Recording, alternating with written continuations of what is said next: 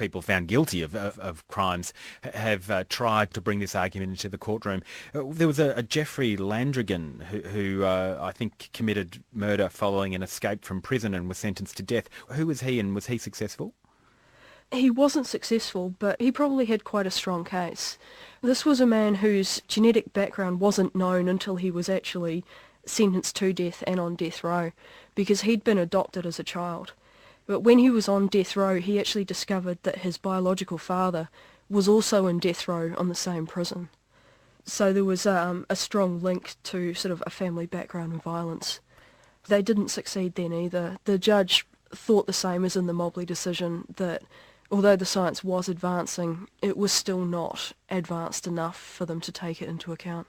Now, I understand that the appellate panel who were considering whether or not this evidence should be allowed in a court pointed out that a test establishing that someone's pre-programmed to be a merciless killer might not be such a good idea for a defence lawyer to bring into court as a mitigating factor, because people might go, right, okay, you're pre-programmed, let's throw the book at you.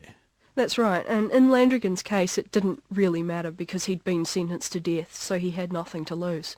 But the court was just warning that for future people trying to argue that their sentences could be reduced, putting forward such an argument which suggests that you will never be rehabilitated and you will go out and offend again because you're programmed to do so, is not something that's going to encourage a court to actually reduce your sentence. Now, getting back to Mr. Abdelmalek Bayou, was race taken into account in the Italian courtroom? It doesn't seem to be. When the lawyers argued the genetic link, they referred to one of the studies that had been done on Caucasian males, and Mr. Bayou is not Caucasian. He's Algerian, I believe. Yes, that's correct. When his lawyers were actually asked about it afterwards by a scientist, they said that they didn't think that race mattered, so they didn't bring that point to the judge's attention. What do you make of that assessment that race didn't matter in this case? I think it's dangerous. If we're going strictly by the scientific studies, they tell us that race does make a difference. There was one study done in the UK where they had separated the males into Caucasian and non-Caucasian. And with the Caucasian group, they replicated the Dunedin study. But with the non-Caucasian group, they got almost the opposite results. So what they concluded is that the MAOA gene interacts differently depending on the racial background of a person.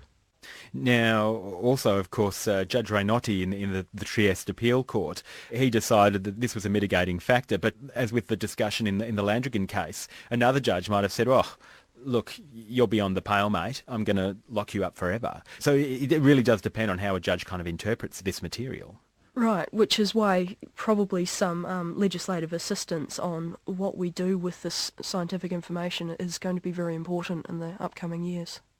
Do you have a view about how we should approach this fascinating but really problematic area of crime, race, genetics? I think it has to be approached very carefully. I mean, obviously, if there is something that reduces a person's ability to decide whether to commit a crime, it should be taken into account. And some factors like being abused as a child are already taken into account if someone has committed a violent crime. But in this particular case, if the science doesn't support the argument or the science is not advanced enough, then we do need to be very careful, and we shouldn't be applying it when the scientific basis is not there. Deborah Wilson from the University of Canterbury in New Zealand. Much to ponder there. Now, if you'd like to share your views, you can leave your comments at our website at abc.net.au/rn/law report. There you can also download audio or a transcript or listen to audio online.